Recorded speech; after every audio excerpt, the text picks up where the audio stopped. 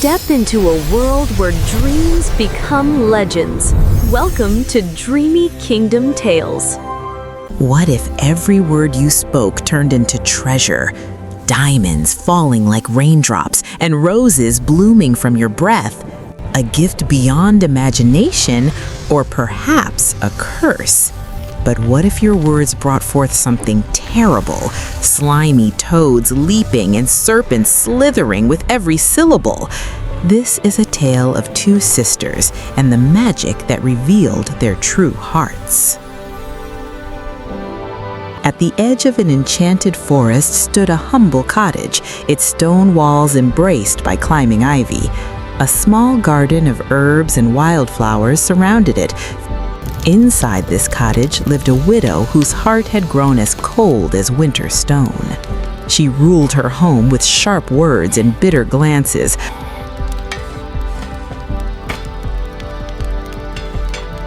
finding fault in everything and everyone. You think you can just waltz in here and take what's rightfully mine? Well, you have another thing coming, you little sneak. Except her elder daughter, Clarice.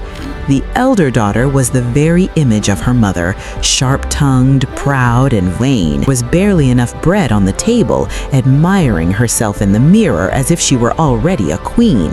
But it was Marianne, the younger daughter, who kept the cottage running. She tended the fire, washed the clothes, and scrubbed the floors without complaint. Though her dress was plain and mended at every seam, her heart was as pure as morning light. Stop daydreaming, Marianne. You will never be anything but a servant if you keep your head in the clouds. Her words cut deeper than any knife, but Marianne never answered back. She had learned long ago that kindness was the only armor she could afford. She simply lifted the heavy jug, tied a kerchief over her hair, and set off into the shimmering heat. The air was heavy with the buzzing of bees as Marianne walked along the dusty path. The summer sun beat down upon her shoulders, but still she pressed on, her feet brushing through the dry grass.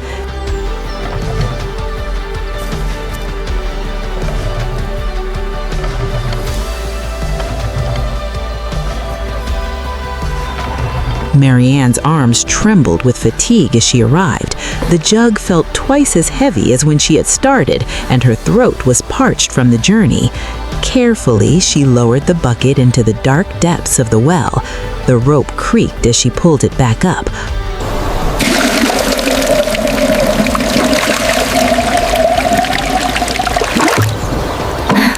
She sat on the edge of the well to rest, just for a moment. The peaceful sounds of the forest surrounded her, birds singing in the branches above. From the shadows of the forest path, a figure emerged, an old woman, bent and frail, leaning heavily on a gnarled walking stick. "My dear child," the old woman said, her voice weak and trembling, "might I trouble you for a drink of water? I have walked so far, and my throat is terribly dry." "Of course, ma'am," Marianne said at once. "You must be very parched in this heat." Kneeling down to the old woman's level, Marianne offered the water with gentle hands. Thank you so "Here you much." are," she said softly. The old woman drank with slow, grateful sips, and when she finished, she looked at Marianne with eyes that seemed to see straight into her soul. Her form began to shimmer and change, light emanating from within. In an instant, the old beggar was gone. In her place stood a fairy of breathtaking beauty, glowing faintly like moonlight made flesh. Marianne fell back in astonishment, her heart pounding in her chest. She had heard stories of fairies, but never imagined she would see one with her own eyes. "Do not be afraid," the fairy said, her voice like silver bells. "You have shown a pure heart, and for that you shall be rewarded." The fairy raised her hands and golden light swirled around her fingers. "Flowers and jewels shall fall from your lips," she proclaimed, "the outward sign of your goodness within." Before Marianne could find words to thank her, the fairy began to fade like mist in sunlight. Her form dissolved into sparkles of light that drifted away on the breeze. Wonder filled Marianne's heart. She touched her lips in wonder, then gathered her jug and hurried home, not knowing that her life had changed forever. The sun was setting as Marianne made her way back along the dusty path. Golden light painted the fields around her, and somewhere in her heart, despite everything, she felt a glimmer of hope. At last! Did you fall asleep at the well?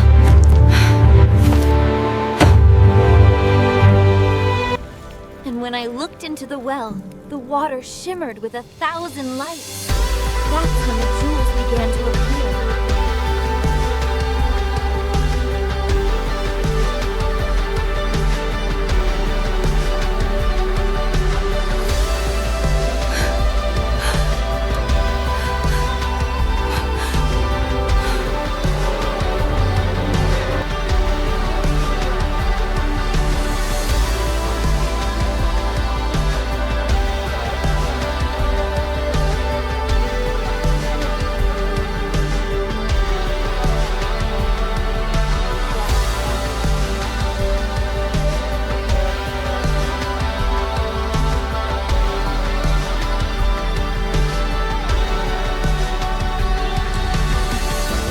Polite. Speak kindly to any old woman.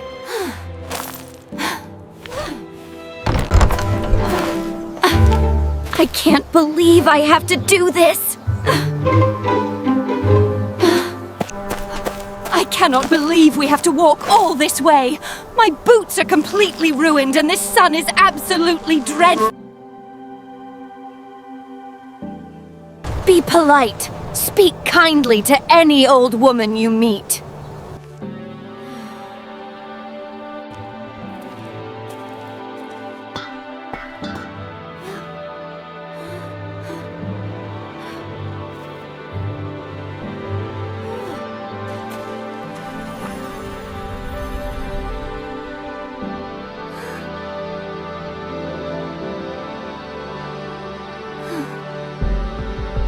Might I kindly have a sip of water? I have traveled far, and the day is warm. I have not come here to serve strangers. Draw your own water.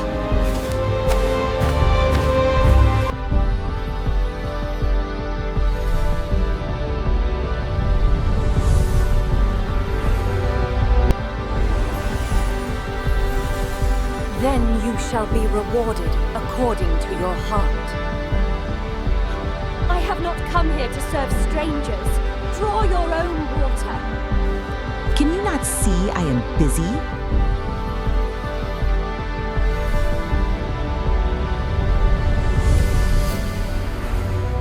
I would deny it to anyone who thinks me a servant, Clarice retorted with a toss of her head.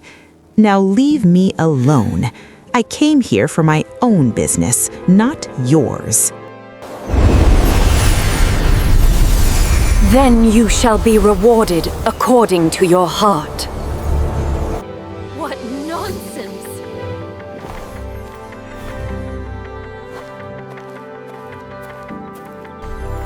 And began the long walk home, never knowing the terrible fate that awaited her.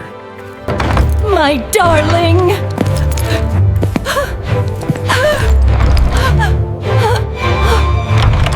Well, my darling, did you meet her? What did she say? Honestly, Mother, it was quite dreadful.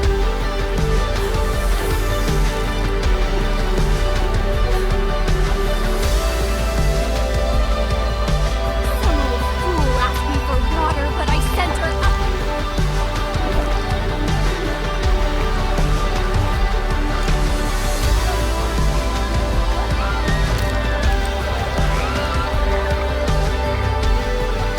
This is Yi-O-O.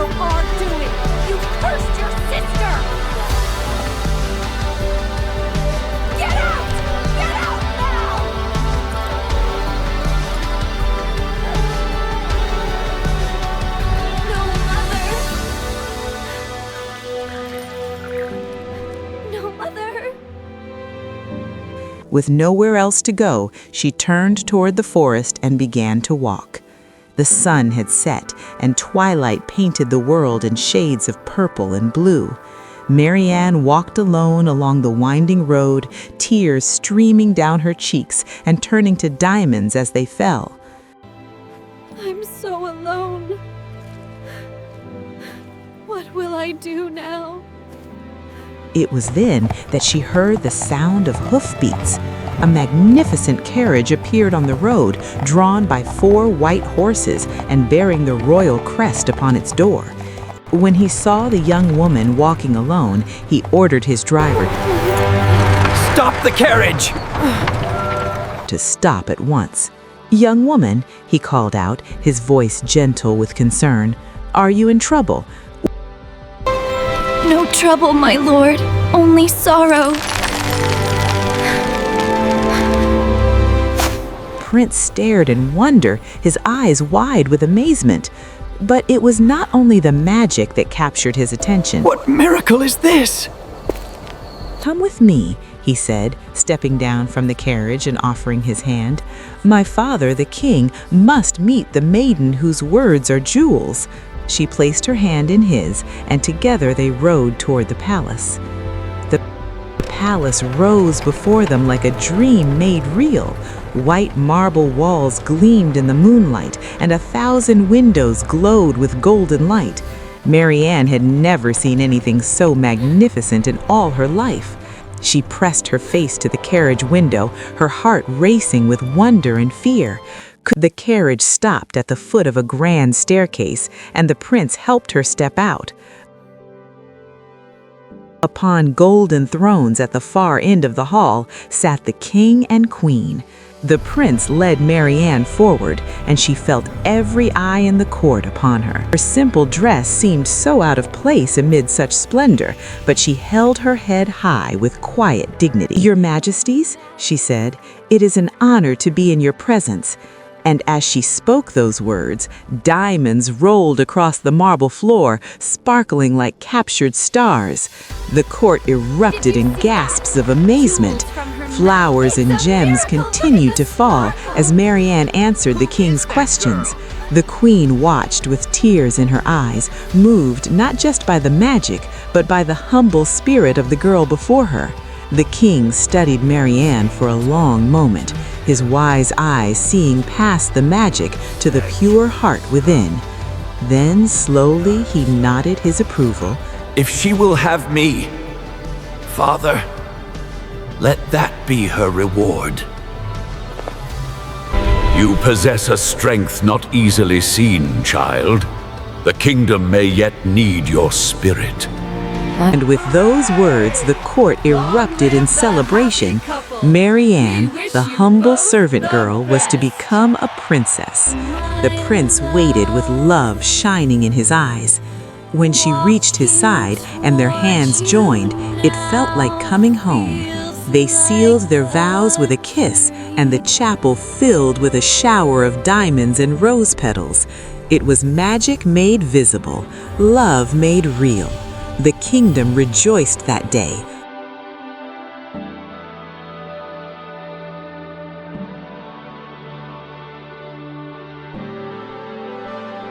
The widow sat alone in her cold cottage, surrounded by the diamonds she had so greedily gathered. You are dead "They're to me. useless Mother, now," please, she whispered to the don't empty cast me out. room, I have "when nowhere else to everything go. that mattered is Please gone." make it stop. I can't take this anymore. What have I done?